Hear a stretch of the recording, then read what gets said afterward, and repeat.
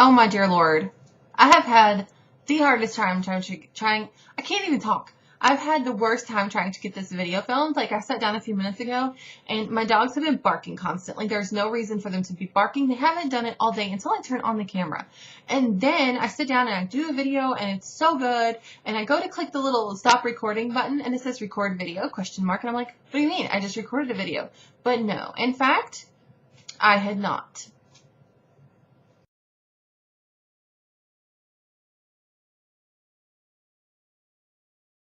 Okay guys, welcome to Wordy Wednesday. I'm really struggling today. I'm not sure if I'm going to be able to get through this one. I've taken a little breather. I got something to drink because I was dying of thirst at this point. And things are a lot more calm over here at Girl Gone Bookish, but Girl Gone Bookish herself is not feeling at the top of her game today. I don't know what's going on. I'm really struggling to get through this. This is like the 14th time I've tried to film this video. I don't know what's wrong with me. So I'm just going to get started. Hopefully we'll get through it this time. So this month I was thinking I wanted to do something different this month with Wordy Wednesdays. I do like Wordy Wednesdays and things like that, but I feel like it's going to get kind of boring me just teaching you words every week or telling you phrases or things like that annoy me. So I didn't want it to get too boring and monotonous. So I thought I'm going to come up with a theme this month. And I thought this is the perfect month to change things around a little bit because it's Halloween, which is my favorite holiday. I call it a holiday. It's my favorite month of the year. October is. So I thought I'm going to come up with a Halloween theme for all the Wordy Wednesdays. So we're going to start tonight with the word Halloween and where it came from. And I'm just going to kind of go over some of our traditions and how they came to be here in America because I know not everyone celebrates Halloween in other countries. So I thought this might be interesting for them to know how it came from. And I'm just going to kind of go over what we do here in America. So this isn't really a Wordy Wednesday. I am going to tell you how we got the word Halloween, but it's not really a Wordy Wednesday. It's more like a little history lesson about how things came to be. I do have a book to show you that I'm excited to show you. It's been around forever. I've had my copy forever, but it's a very interesting book if you are interested in more of the history of Halloween. So where can I start? Every time I start this video, this is where things go haywire because it is kind of confusing. So apparently Halloween and the Halloween celebration can be dated all the way back to the time of Christ, so over 2,000 years ago, except it wasn't called Halloween then. The Celts actually had a celebration on October 31st to celebrate the end of summer, and they called it Samhain. I will put the little word down here so you can see it, but they called it Samhain, and it was just kind of like when they were preparing all their animals in the fields, and their fields, harvesting all their crops. They were just preparing for the winter to come. It was the end of the summer for them, and November 1st was actually what they celebrated as their new year. So it was Samhain was kind of like this weird day in limbo. They didn't consider it part of the previous year because it was on the last day of their year. And they didn't consider it part of the next year either because it was just at a really weird time for them. So they kind of considered it limbo. And there was a lot of superstition around that because of them not considering it part of one year or the next. So that's where people who believe in fairies, that's where a lot of fairy folklore and things like that come from. And people believe that that was the one time of the year that the veil between the two worlds was the thinnest and spirits could walk the earth. Dead spirits could walk the earth looking for a body to kind of like take over. And people being afraid of that would dress in scary costumes and make a lot of noise and parade through their town to scare off these these spirits. They weren't necessarily evil. So they're parading around town, making, all kinds of craziness.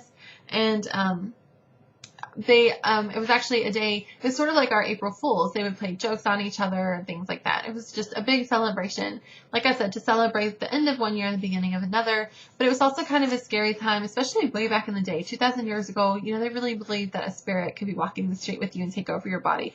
As I said that, I saw a reflection of something in my window and I almost screamed my head off just now. Like, my heart is pounding. I thought I saw a ghost. Like, I literally almost screamed. Talking about ghosts got me all jacked up.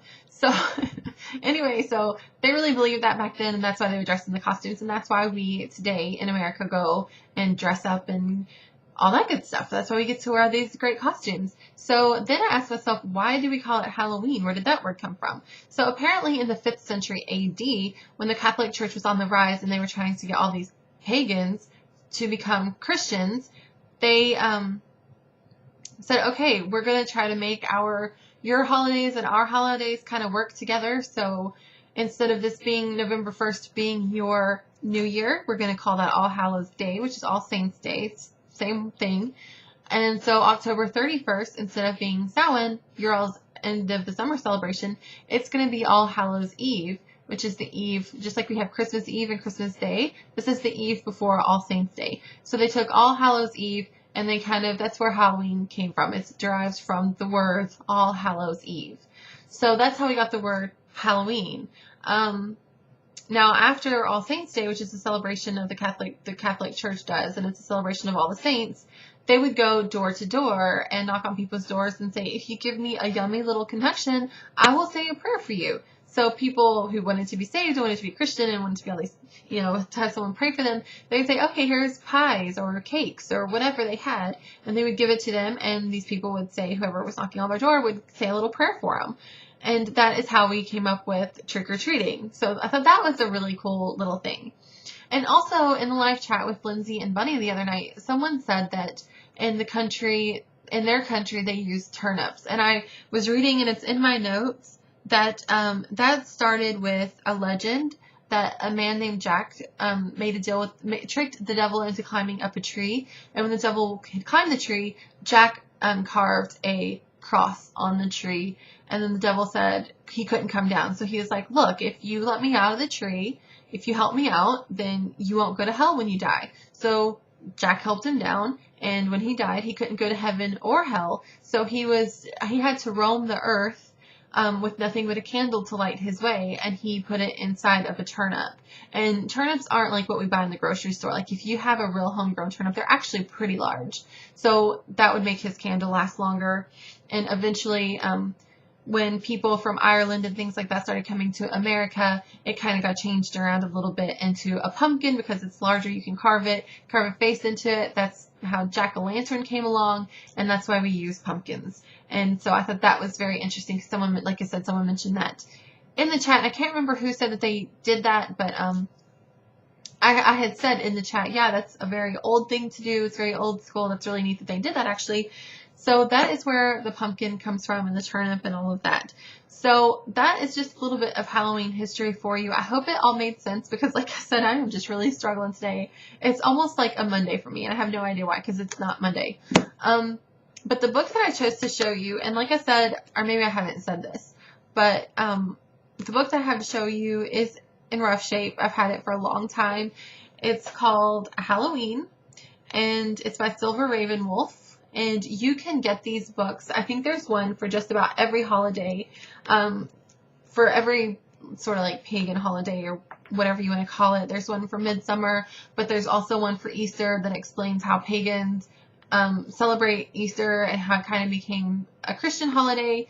And like I said, it was when they were kind of the Catholic Church and things were on the rise. They kind of wanted everyone's holidays to go together because they were trying to convert all these pagans. But yeah, it's just a really good book. It has a lot of Halloween history in it. The cover is super cute. I mean, you can't beat that cover. It's everything wonderful about Halloween, all on one cover. But just folklore. There's like this little thing about black cats, which actually ancient Celts, I believe, said that they thought black cats were the spirits of people who had passed on, I think is what they said that they believe they were. But there are some tasty little recipes in here. What else does this have? Spells. So, don't knock it until you try it. It's an interesting little book. It has all kinds of, like it says, customs, recipes. Silver Ravenwolf was just a really neat person. She's written a lot of books, so you might want to check her out. But definitely check this book out if you're interested in more sort of like Halloween-ish type things. So, yeah. I hope that you all like this Wordy Wednesday. It's a little bit different, I know. And like I said, I hope it all made sense. I was just struggling today. I was just all over the place, I felt. So anyway, guys, I hope you enjoyed. Let me know if you hated it. If you hated it, then I won't do Wordy Wednesdays like this anymore. I'll just do words and things like that. So I hope you all are having a lovely Wednesday. You're halfway through your week, so just keep going. The weekend's almost here. Bye, guys.